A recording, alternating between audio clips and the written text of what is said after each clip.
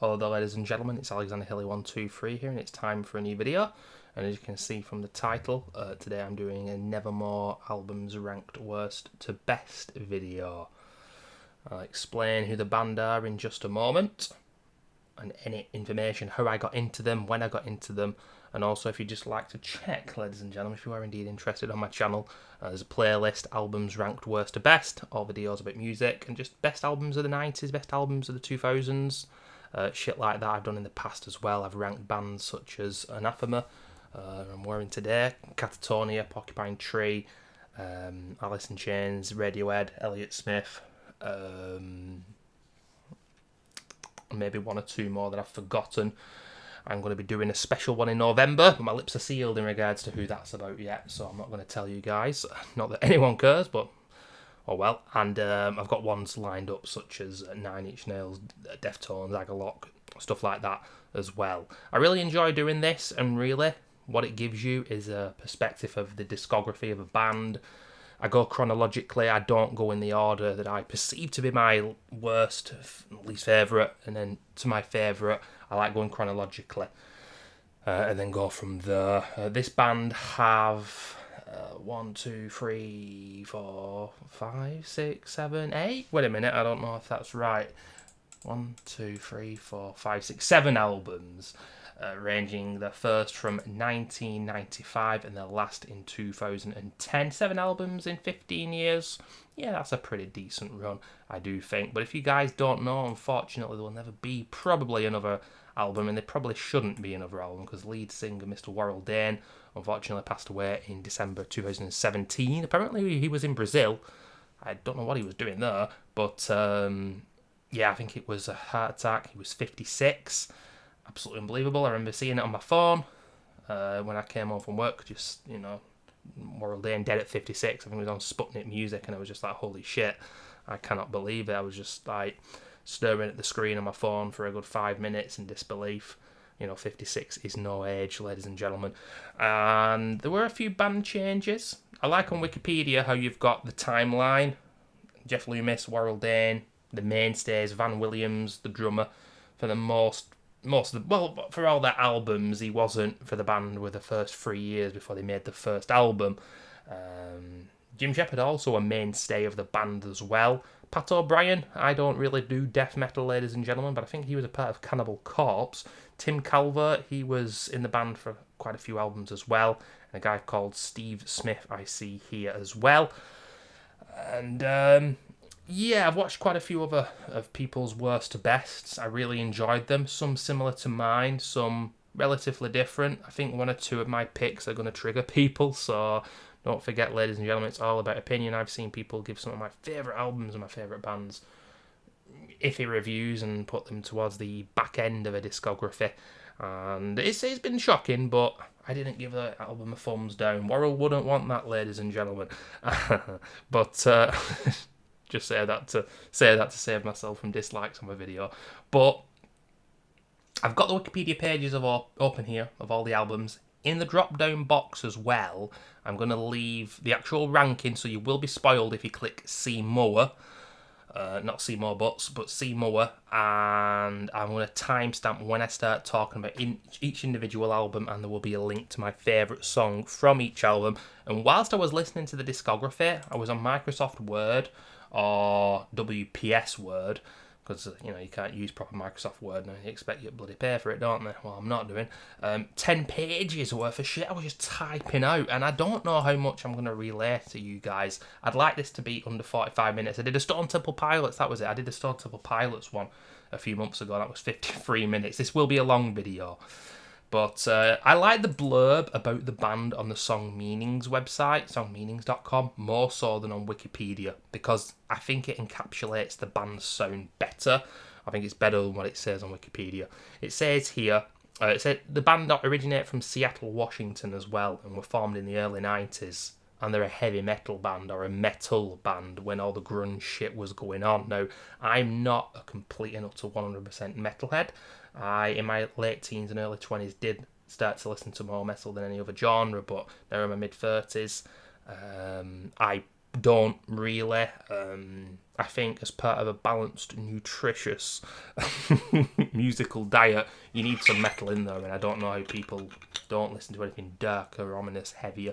But at the same time, I couldn't just listen to nothing but metal, and it's an interesting one because there'll be certain fans of all sorts of different metal genres who hate grunge and other types of music, and will be less open-minded than others, I guess, musically. But I love that music, and yeah, a lot of the bands that formed in Seattle, I adore. But it says here, Nevermore straddles the line between power metal, traditional heavy metal, and the contemporary hard rock scene. Not sure about that. Ensuing the silly theatrics of the power scene in favour of a darker tone, while reaping the rewards of melody and the high-flying vocal range of singer Warrell Dane. The roots of the Seattle-based band can be traced back to Sanctuary, with whom Nevermore's Dane and bassist Jim Shepard recorded 2 albums. Sanctuary was one of a small handful of late 80s thrash metal bands to sign with a major label. They even enlisted Megadeth leader Dave Mustaine to produce their debut album. Label imposed limbo caused the band to grind to a halt, with one member also exiting to pursue the more grunge-orientated music. And then it goes on to just say what I'm going to talk about now, the discography. But yes, Sanctuary came before, Nevermore much better in my personal opinion, but that Mirror Black album was really good. And the thing is, by the time Nevermore formed in the early 90s, I think Dane was already in his late 20s, early 30s, at least by that point, somewhere around along those lines. So what I'm saying here is he was already musically mature. I don't exactly know about Jeff Loomis, the main guitarist, but yeah, already mature, vocally, musically, lyrically, all that shit. So it really helped the band, to be sure, I think. So yeah, my number 7 list, or my number 7 pick, I should say, is the one that I think is going to trigger people the most. Oh, by the way, I got into the band, I should have mentioned this before, I got into the band in about 2009, just around about the time of Spotify, and Spotify started, I think, in early 2009, and the band's last album, The Obsidian Conspiracy, came out in 2010, so I remember being hyped for that. And in 2008, the year before Spotify came out, I'll admit, ladies and gentlemen, I was torrenting the living shit out of everything. So I was post LimeWire, but torrenting was very much the thing. But then I paid bands back with, merch, and I still do to this day. But it was an interesting time, the late 2000s, because the game was changing in regards to how you got your music, legally and illegally. But ladies and gentlemen, in at number 7, I almost feel apologetic for this one. It is The Politics of Ecstasy, and I think some people are going to be very upset with this, but it's the one that I know the least. It's the second album from the band, by the way, released in late 96, November 96, running in at 62 minutes in length.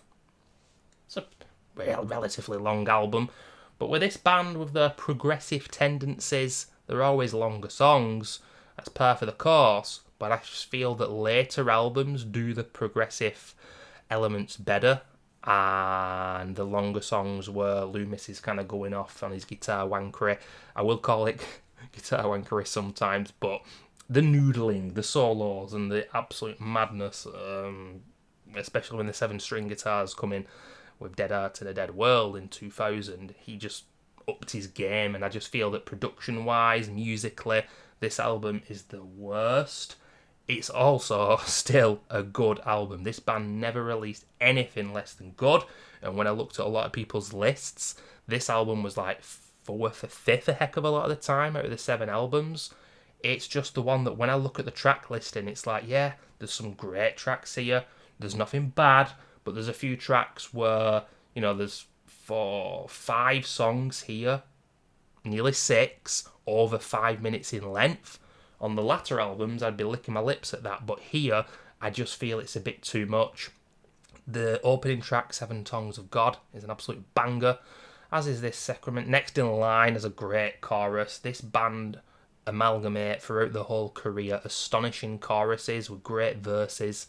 Warrell Dane lyrically, and we've got to talk about this, he was always talking about,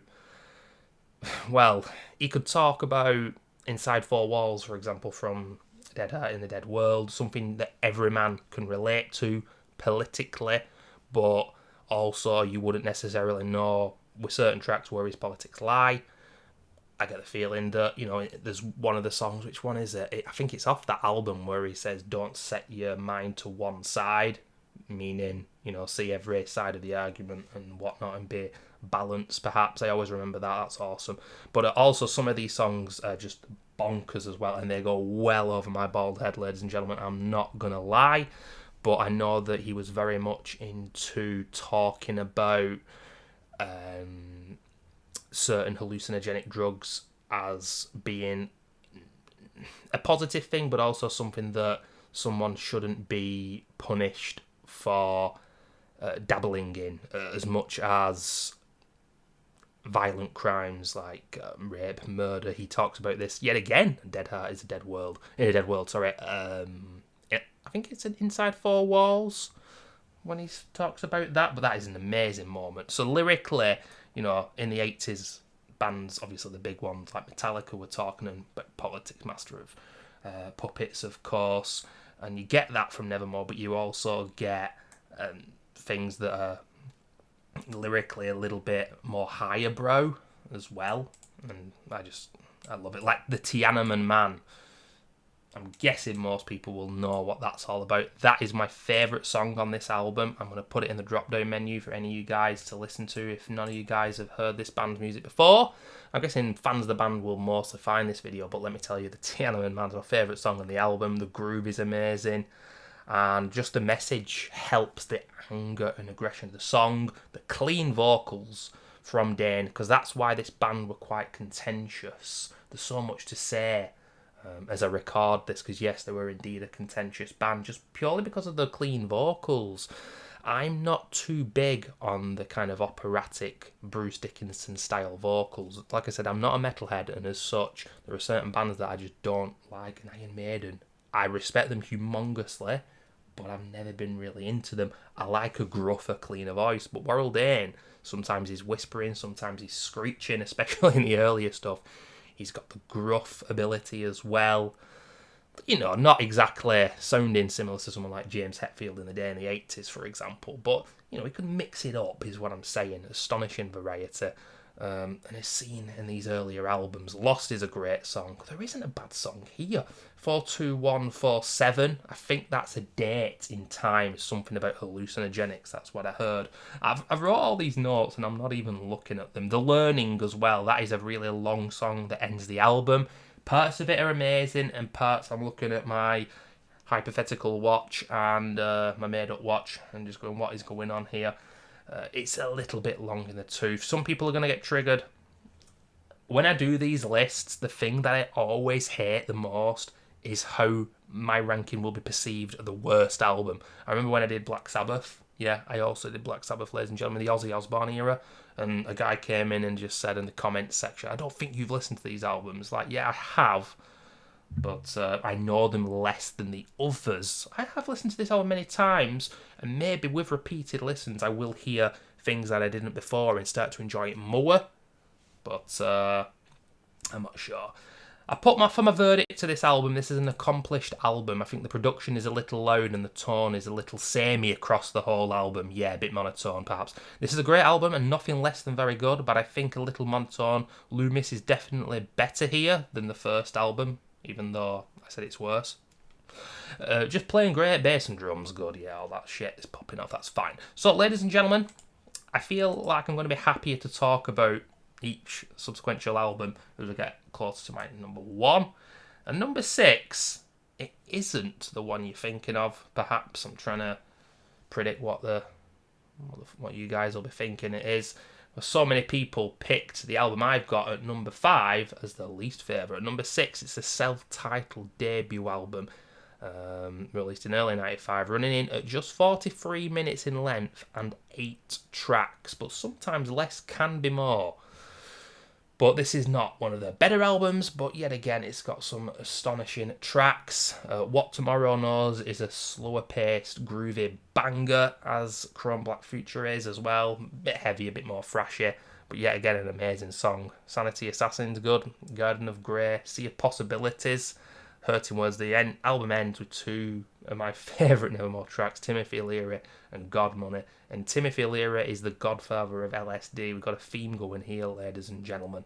And Godmoney, well, of course, with Nevermore, I'm talking what the lyrics are about politics and crime and people being put away behind bars for too long when you've got violent offenders committing worse crimes not being put away for longer. You know, Worrell was singing about that in the 90s, and you know, if you see some of those true crime videos on YouTube and you look at one crime and the other, and it's like, how is this person getting a couple of years and this one's getting 20? It does not make sense necessarily, and I don't think it's potentially based on just one country. I don't know, the rules are very peculiar indeed. But Godmoney, yeah, singing against religion, of course every metal band has to do it. I'm an atheist myself, and Godmoney is just so funny in a way. It's tongue-in-cheek and pretty damn hilarious, but also heavy as fuck.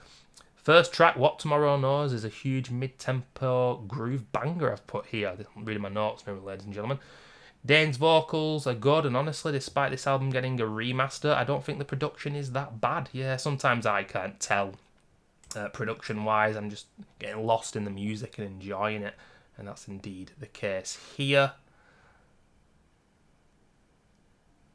A trend starts here with Dane sometimes manically singing the same lyrics in a higher tone. Yeah, his higher pitched vocals, I can understand how they can potentially grate on someone, but it's always kind of like a lunatic.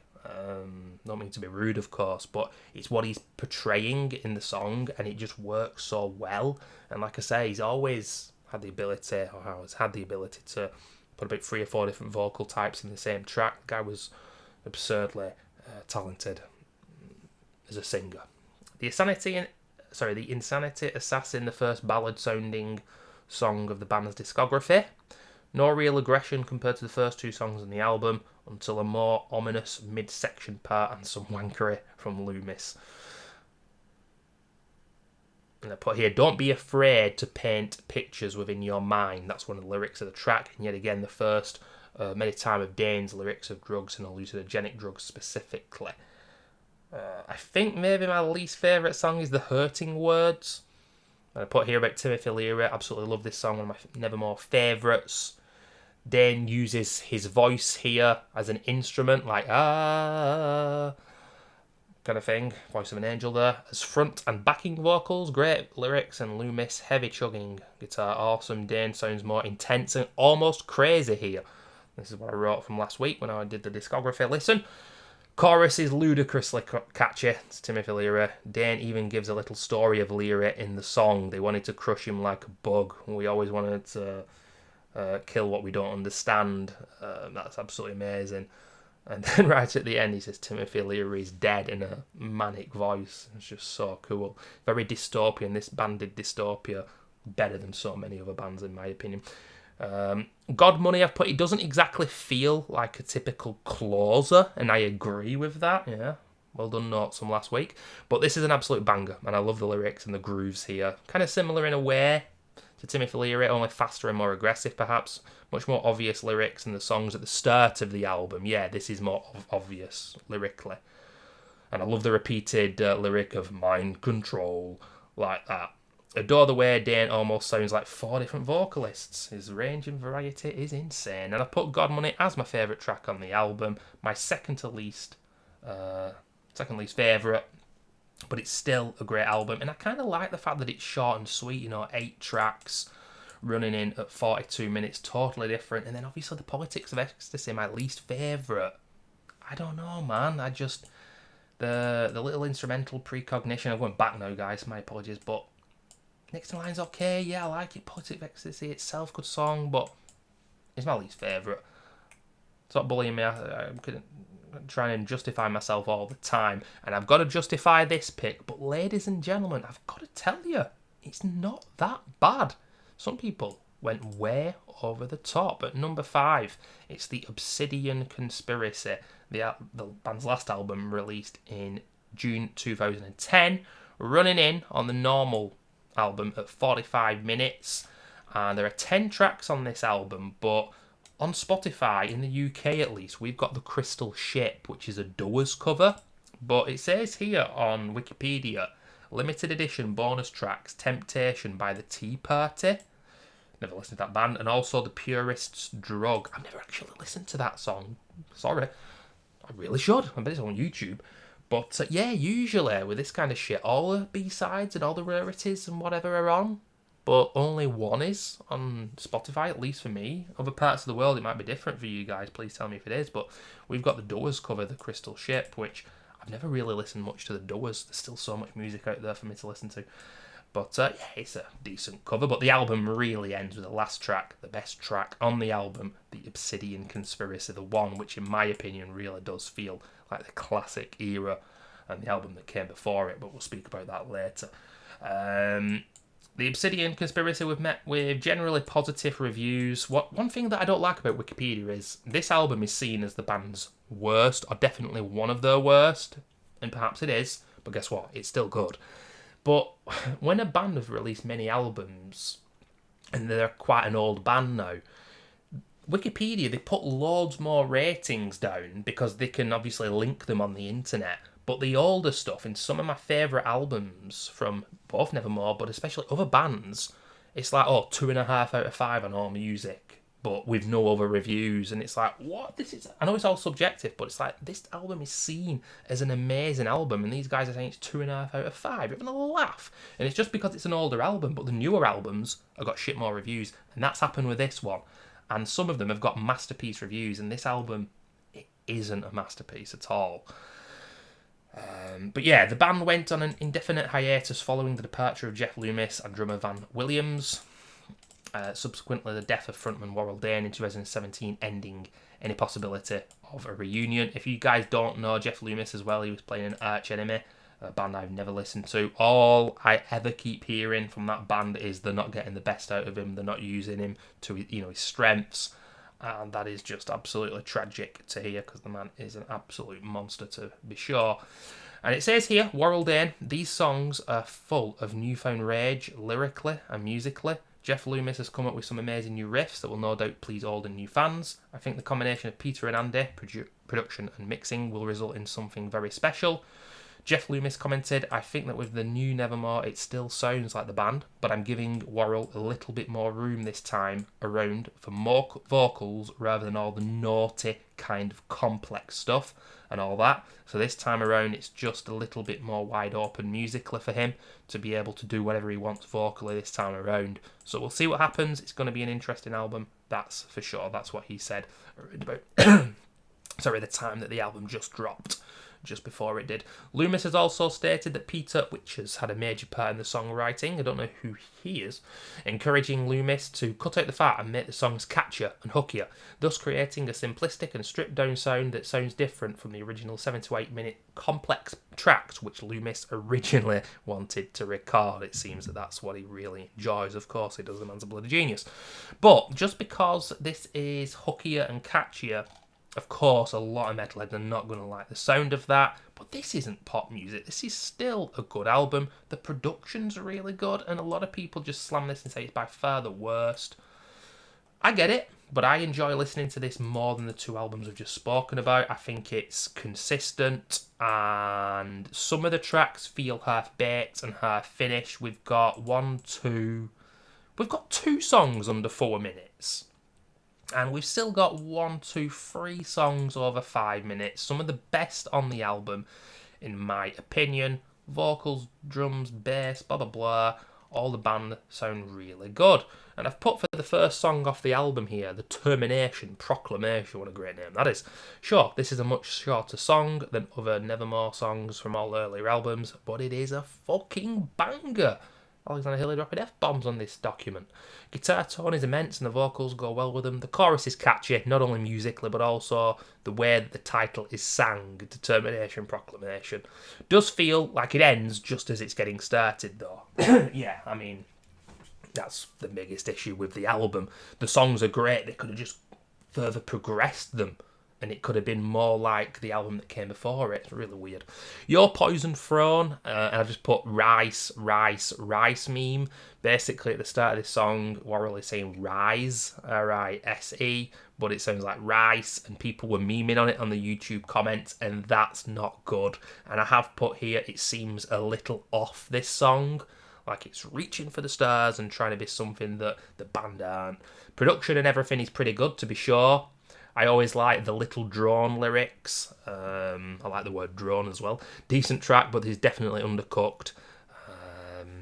Moonrise through Mirrors of Death. This feels more urgent than the previous song. I like the chorus and the verses.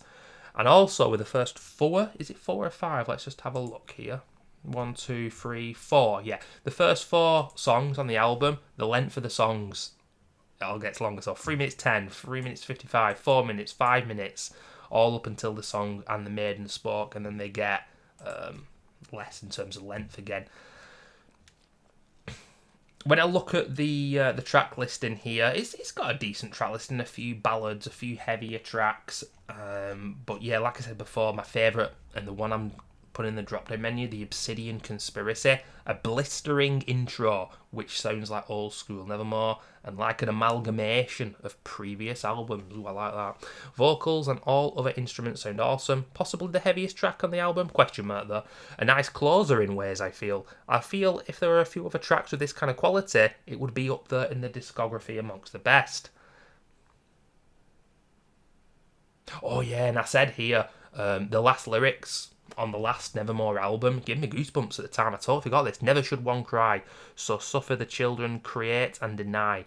The Obsidian Conspiracy is rising. These are my last words. That was the last time.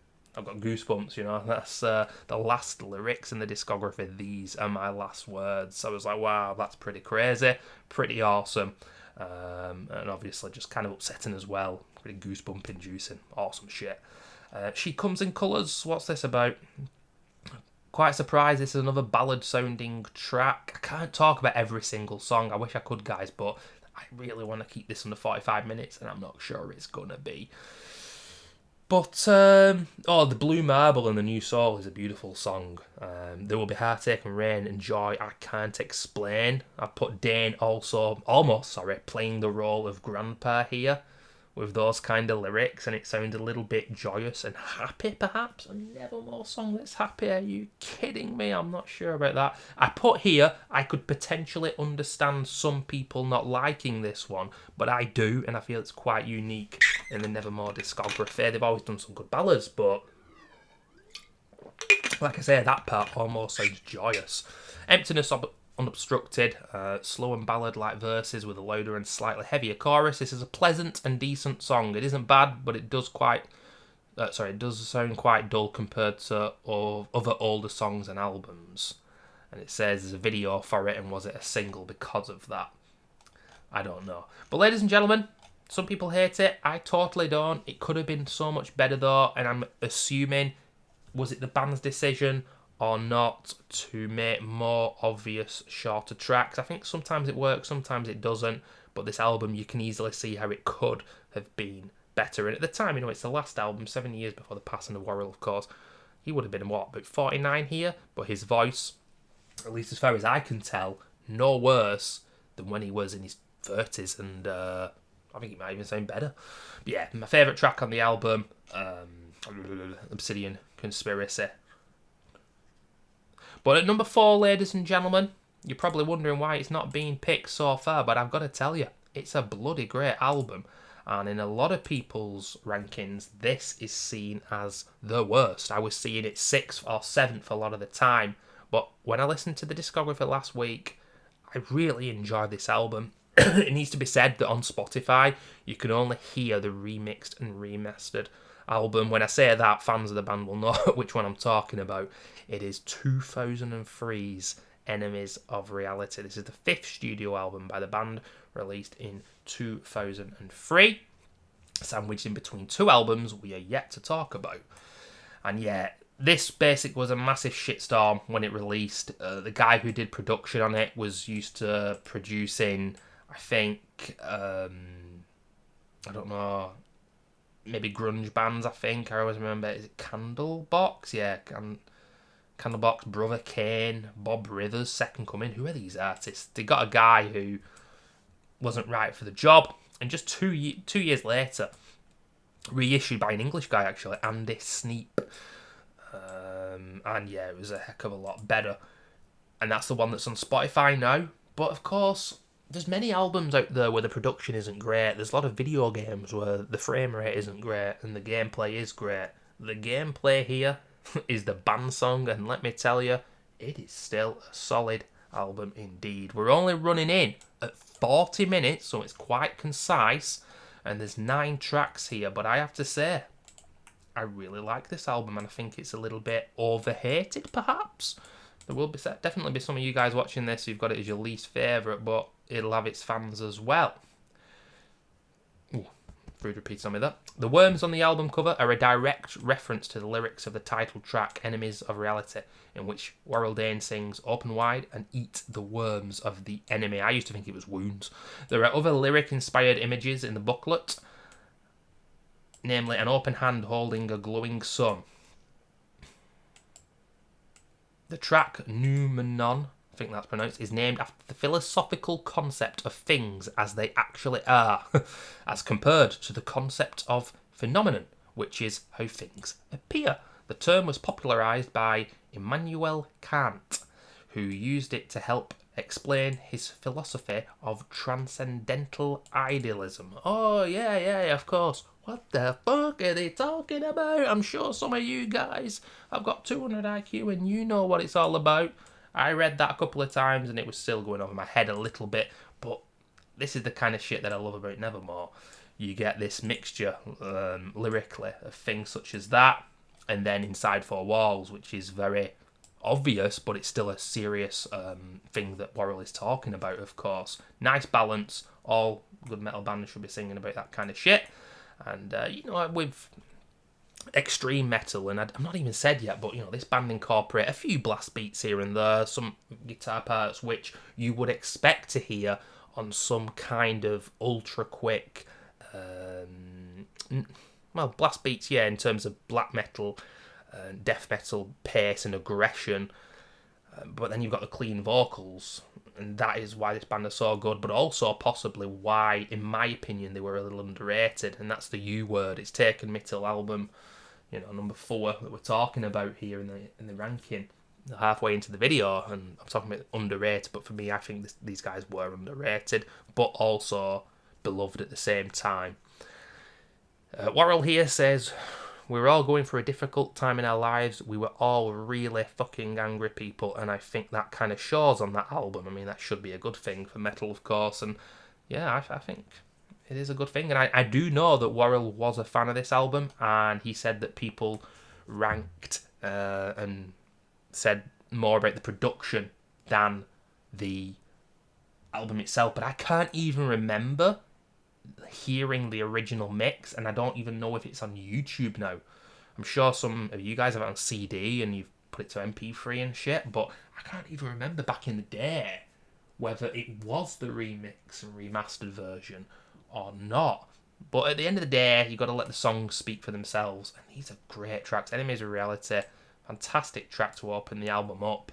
Ambivalent is great, Never Purify is great, Tomorrow Turned Into Yesterday is the first ballad on the album, I Voyager is one of the biggest bangers on this motherfucker, Create the Infinite, Who Decides, some spine-tingling shit going on that one I'll just speak of in a minute, Noumenon itself, and then the best track on the album, the one I'm put in the drop-down menu, Seed Awakening. And ladies and gentlemen, as Mr. Dane himself says, there is no stronger drug than reality. That is just so simple but so sick. Anyway, let me just read my notes here. Yeah, I've put that for Ambivalent, the second song on the album. I like the echoed, repeated vocals in this track. Oh, my hate. Sometimes you will have overlapping vocals that Warrell is doing that they've put into the track. The same lyric, just in a different tone or whispered or hidden. Great for when you're listening in headphones. And yeah, if it was so bad, the production, that kind of shit wouldn't be as good, I guess, but it bloody is. There is something interesting how the vocals dance around the grooves of this track. In the verses, sounds unique and cool. One of the best instrumental parts of the track here too. Maybe a slight underrated one I've put. Never Purify, no real intro or space until the vocal comes in this track. It just starts. I kind of forgot how good this track was. Another heavy groover track here. 3 in a row for the album. Yeah, it really starts off fast. Lyrically, we are following the same anti-religion and nihilism type shit we are used to. Not a bad thing, of course. Intense drums, especially just before 3 minutes. The grooves and guitar tone here are absolutely gorgeous. I feel the music might take over the vocals lyrics here. I'm just writing loads of shit. Just like a train of thought. Blah, blah, blah, blah. I Voyager, one of my favourite choruses on the album, in fact a straight banger. There's an official video for this, so it might have been a single. In observation, I analyse all the aspects of humanity that I despise. One of the best headbanger moments at 3 minutes 20 in this track, and fantastic solo and grooves going back into the chorus instrumentation. It's weird reading your notes from a week ago thinking, please make sense what I'm saying. But I think it does, and with this one I've got to say that I come back to it. Who decides? It starts as a ballad, but becomes more of a fuller sound during the chorus. I've put no into this one massively. I don't think it's a bad track though. Although adoring that lyric, heroes and rapists, they all have nice faces. That part is like, whoa, that is crazy. Love that shit. Such a thought-provoking lyric there from Mr. Dane, of course. Random heavy ending comes out of nowhere, and the riffage is nice, but kind of out of place for the track, yeah, right at the last 10 seconds. And I've got a lot of notes here for Numenon.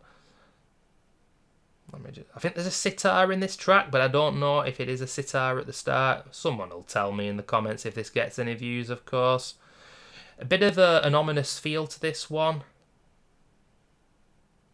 And also I've put, there's a background vocal here that sounds like somebody else, but I have no idea who. Definitely not Dane. Don't think so anyway. Yeah, there seems to be another I should have timestamped that, but I've not done.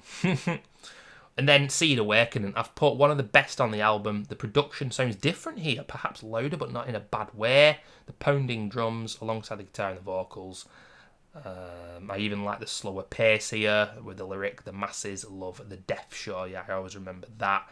And I even put that I might move this to third. Wow, but I didn't. So this was close to being put third, guys, in my ranking. Holy shit. Most talk about the production on the album. Worrell, on the Wikipedia page, he sticks up for the album, so he was a big fan of it himself.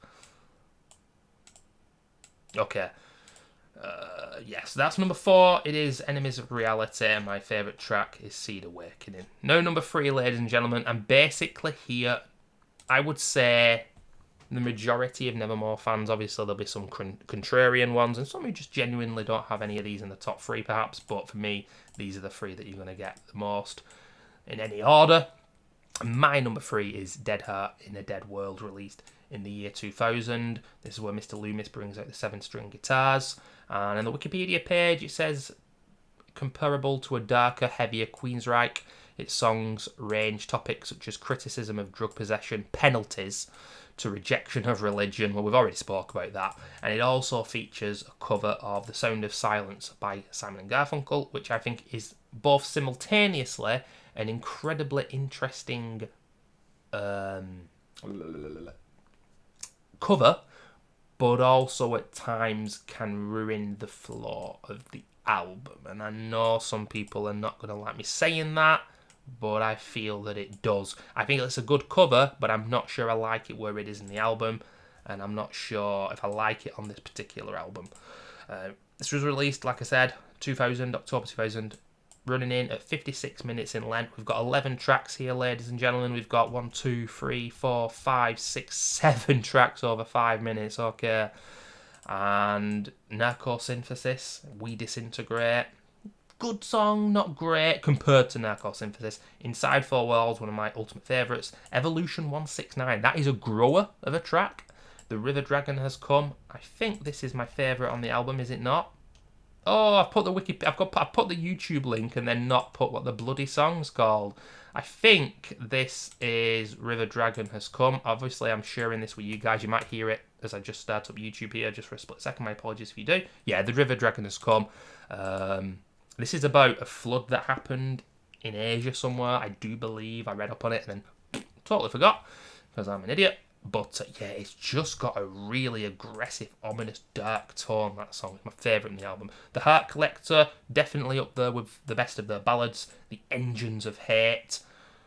The Sound of Silence itself. And then, for me personally, I just feel the end of this album, Insignificant, Believe in Nothing, Dead Heart in a Dead World, a bit ballady. And I'm not going to say it falls apart. This album's phenomenal.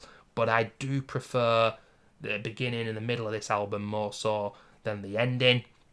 And I feel personally the track list in the order could have been switched around a little bit to make it flow a little better. But like I said, I could have put this at number 2. But I feel that number 3 is the best place for this. I saw a lot of people saying it's their favourite. And look, I get it. It's absolutely unbelievable, this album. It starts out heavy. The 7-string guitar is being used here by Loomis for the first time. And it's damn well awesome. Now, I'm looking at my notes here, and I don't know really what to say. I like the spoken words with Inside Four Walls, where he says, typically, in the United States of America, drug offenders will do more time than child rapists, murderers, and all this. Is this justice? Is this the American way? And then there's a few seconds of silence, and he goes, no! Absolutely awesome. And it's such a great sing-along chorus, and then the verses are so damn heavy, and that is really alongside the crazy, like, soloing and some of the more progressive songs, like 7, 8, 9 minutes. That is the epitome of what this band is. You know, I do love progressive music. I do love clean vocals, even though I said I don't like Bruce Dickinson, Iron Maiden, kind of operatic singing. World End for me is the one who made me love it, and I love the guy's vocals. And yet still, a lot of people hate his vocals, but I'm glad I'm not them, that's what I will say. Evolution 169, I love this song, and I feel like it might be a little bit of an underrated one, where he's going, don't set your mind to one side, and he's whispering it at the end. Absolutely awesome. The Heart Collector, a good ballad.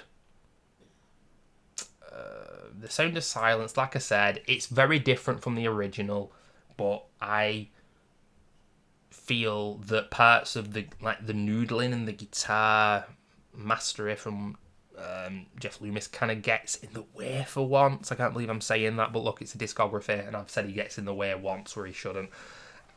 But they wanted it probably, especially with that intro, after the quiet intro, it goes absolutely apeshit, and they wanted to just be like, this is totally different than the original. And I have to say here, I don't want to shit on other bands, although I don't really like them, but I personally cannot stand that Disturbed cover of The Sound of Silence. I think it's absolutely terrible. You know, even my mum, even my brother, who do not like any kind of heavy music, you know, just chart music, or it's electronic music, with my brother like dance music or pop he's into. My mum, you know, into old soul back in the 70s and shit like that, and pop and rock music, not into any kind of heavy music, but they love the Disturbed cover. Play them the Nevermore cover, they'll bloody hate it, obviously, but yeah, I cannot stand that Disturbed cover, and I cannot stand that guy. Oh, his operatic voice, the sound, fuck off. Anyway, Insignificant, Mr. Disturbed is. Great chorus in that track. Believe in Nothing, an acoustic opening. Yeah, we've got a bit of an acoustic guitar in that one, ladies and gentlemen. A few times that happened in the Nevermore discography. And then Dead Heart, In a Dead World. I've probably underrated that song. There is a massive riff in that track. And I put one of the best things about this track is the chorus, which I think is a contender for one of the best the band have ever done. I think this may be heresy. Oh God, I'm reading my notes here. What am I saying? But I don't think this is one of my favourites from the band altogether, but I do love the chorus. All instrumentation and vocals are great, of course. And it's in at number 3, ladies and gentlemen, because at number 2, and this video has gone on for too long and I'm very upset, it is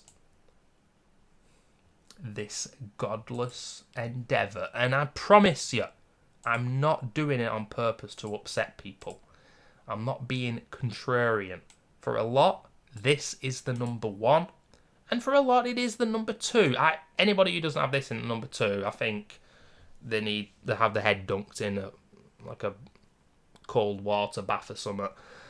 Because it's absolutely astonishing. 57 minutes in length, only a couple of minutes longer than Dead Heart in a Dead World, but this feels more progressive, and it does more with that time. There are longer tracks here, the ambition, the production.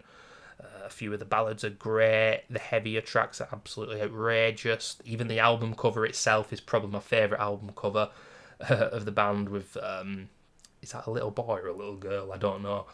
Someone's got long hair, and I don't, ladies and gentlemen, because young boys and males in general can have long hair, of course, but I can't tell. There's a human being on the front cover, as there's loads of skulls, and everything is going to absolute shit. That's all you need to know. But yeah, this was released in 2005, the band's penultimate album, and Jeff says here, an album, The Godless Endeavour, is not a concept album, but a topic-to-topic album, like all their albums are, really, with all the songs dealing with real-life issues that can allegorically refer to the loss of identity, the system that we rove in, the meaning of life, the denouncement of God as a solution to all the problems that are caused by the conflicts that all the religions have initiated in various parts of the world. Love that. It's basically about human beings, and yeah, you look at the world today, same as it ever was, but only probably worse. And then now you've got a lot of bands in the modern day. I've got to go off on a little tangent here because I had to a few times in this long video. A lot of like the degent bands. I don't like this mix of degent, like these Spirit Box and Ginger bands. I miss classic bands like Nevermore, with the aspect of power, thrash, progressive metal, classic metal bands, singing about these kinds of things, because there aren't as many of them these days, in my opinion. In the middle of the song, Sentient 6, there is a message played backwards that says, "I am the bringer of the end, fear me. I am the beast that is technology." Sentient 6 refers to a robot or an android that has been programmed to annihilate humankind, but actually envies humanity for the possession of emotion and a soul. The content is paradoxical. I've been recording for nearly an hour now, guys, I do apologise, and written from the perspective of the machine. The song also picks up lyrically where the learning left off in the politics of Ecstasy. And I can't believe I've got this far in the video without speaking about the fact that, yeah, Worrell seemed to be very kind of not, I don't know if I'd say anti-technology. I'm sure at home he had technological devices that you have to have, maybe like a phone, and I don't know if he would have had a television. I don't know the ins and outs of the guy's life, and with my favourite bands, I always would like to give them privacy. There's some people who get ultra hardcore and know everything about the favourite artist. I'm not like that, but you can get a picture of what the man was like from his music, and there's a lot of anti-technology there, and his worry of robots kind of going apeshit and taking over the world, and he passed away in 2017, late 2017. It was early 2017 when I'd heard of AI. We've always heard of AI. Remember the film AI in the early 2000s, and decades before that, AI was spoken about. But what it can do and like how good it is now is genuinely scary, and people who are very knowledgeable in that industry will tell you different things about what potentially will and can happen, and that is scary in itself. But I am as good as certain that Mr. Dane would not be happy with the way that it's going, with the way that his vocals could potentially be used for music in the future. I'm sure you guys have all seen and heard the Freddie Mercury singing the latest pop songs or whatever, and this kind of technology being used for bad and going haywire and apeshit. It's kind of scary, but it's also intriguing. Be really good for a horror game or a horror film, in my opinion. But yeah, that is very much what Sentient 6 is about, and that is 7 minutes long, and that is a grower, ladies and gentlemen. The shortest track here, apart from the Holocaust of Thought, which is an instrumental, is just over 4 minutes. The final product, final product, my acid words. Bittersweet Feast, Medicated, pardon me, Nation, I fucking love that song. Sell My Heart for Stones, The Psalm of Lydia, A Future Uncertain, and then the unbelievable clause of this Godless endeavour. Some moments of that track are just ultra heavy, some are beautiful. It's 9 minutes in length, it's the ultra closer, probably, possibly the best closer. It's up there amongst the best songs the band ever did, for sure, ladies and gentlemen. The one that I've put, and I didn't anticipate this, but I just completely forgot how unbelievable this song was, My Acid Words. I don't know if it's my ultra favourite, but I've put it down as the one for you guys to listen to if you've never heard the band. But also Medicated Nation, the scathing delivery and lyrics of that one. Did you remember to feed me? That's the medication speaking to the user.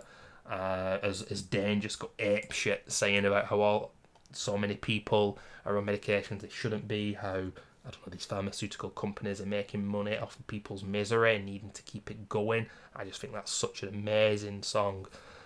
Final Product is awesome. Bittersweet Feast is awesome. The grooves, Loomis is going mad. Oh my god, this album is fucking unbelievable, ladies and gentlemen. But I've got to put it at number 2 and not number 1.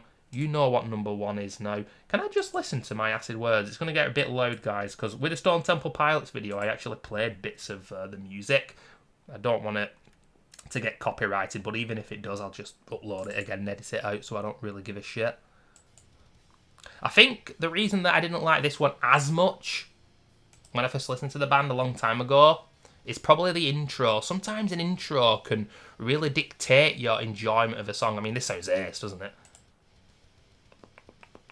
I'm just skipping through the track. I'm not going to listen to it all here, but... Oh my god! I've just remembered the main reason that I'm putting it. I should be looking at my notes here, and I'm not. See what happens to a man when he's been talking for nearly an hour? The chorus. Oh my god. It just sounds really nice. I put here very melodic and almost beautiful, but the rest of the track is so heavy. But that chorus is phenomenal. My Acid Words, one of the best, most underrated songs of their discography. You've got straightforward bangers like The Psalm of Lydia as well, Final Product, and then you've got the progressive songs. This album is nearly perfect, and I would say in many ways it is better than the album that I've put at number 1, but sometimes we love things that have a few flaws, ladies and gentlemen, and deep down you might know that it's not the best, but it's your favourite because of what it does well. And to use an analogy, I was talking about video games before. My favourite video game of the last 10 years, being a survival horror fan, is probably The Evil Within. With all its absurd jank. And it's a worse game than something like, I don't know, the original Resident Evil 4, which was made by the same person, or Dead Space 2, another survival horror game. But there's something about The Evil Within, despite its jank and its flaws, that make me want to play it more. And perhaps Dreaming Neon Black is that game for me, tying in music and video games. And, Godless Endeavour is, for a lot of people, the best. I get it, but Dreaming Neon Black, fans of the band, know the concept. They know lyrically what it's about. I think Worrell put his heart and soul into this album. The album cover, there's an alternative album cover. I can't remember which one is the real one, but in one of them there's a woman from like a top-down view holding a hand out, she's drowning, and the other one, she's in the water, laid out, and still frigging drowning seemingly. Because it says here, Worrell Dane, it's a very simple man about a man who goes insane after losing a woman that he was very close to. Progressive levels of insanity are expressed in the songs. He goes through phases of denial and self-blame, blaming God, then denouncing God. The ending is a little tragic, a little depressing, Shakespearean. Everybody dies, it's all happy. I'm sure he had tongue-in-cheek while he was saying that. But then it says here, the story is based on a personal experience of Dane's. One of his former girlfriends, Patricia Candace, I think that says, Walsh, ceased contact with him. This is before the internet, properly, ladies and gentlemen. He had the internet, but it wasn't like it is now. Before technology, the way it is now, where you can easily keep in touch with people. Lost touch. She joined a dangerous religious group, it says here. We've never heard from again. He began having nightmares of her crying out to him as she drowned. In actuality, it says on Wikipedia here, Walsh and her husband, Douglas Zakowski, were murdered by serial killer Robert Ben Rhodes in January 1990 while hitchhiking to a religious workshop in Georgia, although Dane was initially unaware of this. And it's one of those things, it's one of those kind of, what's the word? Legendary tall tales, and people have always got a different thing to say about it. Well, oh, this happened, no, that happened, and no one quite fully knows, probably apart from the people involved themselves and of course Worrell himself. But yeah, that did happen. Maybe some things are true that we don't know and vice versa, I'm not quite sure. But ladies and gentlemen, this album, it's still got the aggression. Yes, it's got quite a lot of ballads. Yes, there are 13 tracks on the album. That's a lot. I think the most in the discography. Running in at 66 minutes. I think that's the longest album. There are a few tracks where I'm like, is this one of the best Nevermore tracks? I'm not quite sure, but at the same time, it fits within the concept, and I think the pacing is pretty damn amazing. But I'm always in that frame of mind of darkness. It's a dark, brooding album, but it's still aggressive and heavy. A lot of heavier tracks, I'd say, are the first half of the album. Beyond Within, The Death of Passion, I Am the Dog. The ballad Dreaming Neon Black, I think, is the best ballad the band ever did. It's phenomenal. It's goosebump inducing. The female vocals, absolutely sensational. It's all about what I spoke about before. The Fault of the Flesh is a banger. Poison God Machine might be the heaviest track on the album. Not sure how it fits in the concept as much so, but that's about television and technology, of course, again from Worrell Dane here. All Play Dead, Cenotaph, No More Will, Forever. It gets really dark towards the end, and Forever is kind of not exactly an a cappella, but there's some guitar noodling going on and then some silence kind of whilst Worrell sings. It only lasts about 2.5 minutes.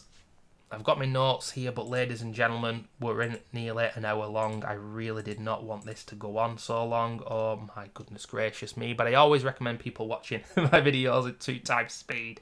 No one else has done an hour long video on this. I really didn't think it would go on this long. It has, but Dreaming Neon Black is my favourite. When I was checking everyone's lists, some people had this as second, third, even maybe fourth, but a heck of a lot of people do have it as number one as well. Like I say, I think Godless Endeavour is better at many things than this album, but this album has got a feel that can't be matched. It's a moment in time. Worrell using the emotions of what happened as a means for good in terms of putting it into the music. He certainly did. And the best ballad the band ever did, in my opinion, Dreaming Neon Black, absolutely beautiful. But Poison God Machine, Beyond Within, he's screaming with some of these songs with a passion and intensity that he never did with any of the other albums, in my opinion. When he's saying I feel so hollow on Beyond Within, it's unbelievable. Oh no, that's on The Death of Passion, actually, I think. I Am the Dog as well. I mean, even the title track of that one tells you it all, doesn't it? The one that I've put as my favourite, I think it's got to be the ballad itself, Dreaming Neon Black, because it's just an amazing metal ballad. It's up there with the very best. No More Will is a beautiful song as well. But if you're thinking, all this balladry and all this sweetness within the darkness, I should say, what happened for Worrell, does it override the album and make it less of a metal album, less heavy? I would say no. I don't think it does. Of course, the 7-string guitar isn't being used here by Loomis. The production isn't as good as Godless Endeavour, probably, but I don't give a shit. It's a masterpiece, and if it ever goes on vinyl, I need to pick this motherfucking thing up, but I'm not sure if it ever will. Amazing album, my favourite, Dreaming Neon Black, and of course, RIP to Mr. Worrell Dane, and I wish all the best for... Oh, and Tim Calvert as well. He passed away too. And, all the best for the band and the fans of the band. one of the best ever, because I've said this before and I'll say it again, ladies and gentlemen. With these old bands, you think, oh right, they've made loads of great music, the legacy is set in stone, they'll always be remembered. Well, no, that isn't exactly the way that it works, because these bands actually get forgotten about, and there's tons of bands who are now defunct, they've stopped, they're no longer making music, and over time, unfortunately, they get forgotten about. That is why making these kinds of videos that I'm doing today keeps people talking about the band. I know I've got a few music lovers that are subscribed to me. If they don't know this band and they like metal, then please give them a listen, for the love of God.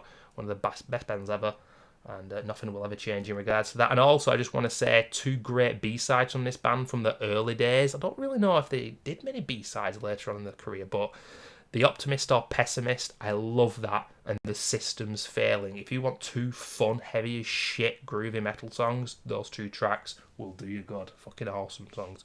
But thanks for watching, guys. Over an hour, officially the longest video I've ever done on YouTube. I'll see you soon. Thanks for watching. Bye-bye.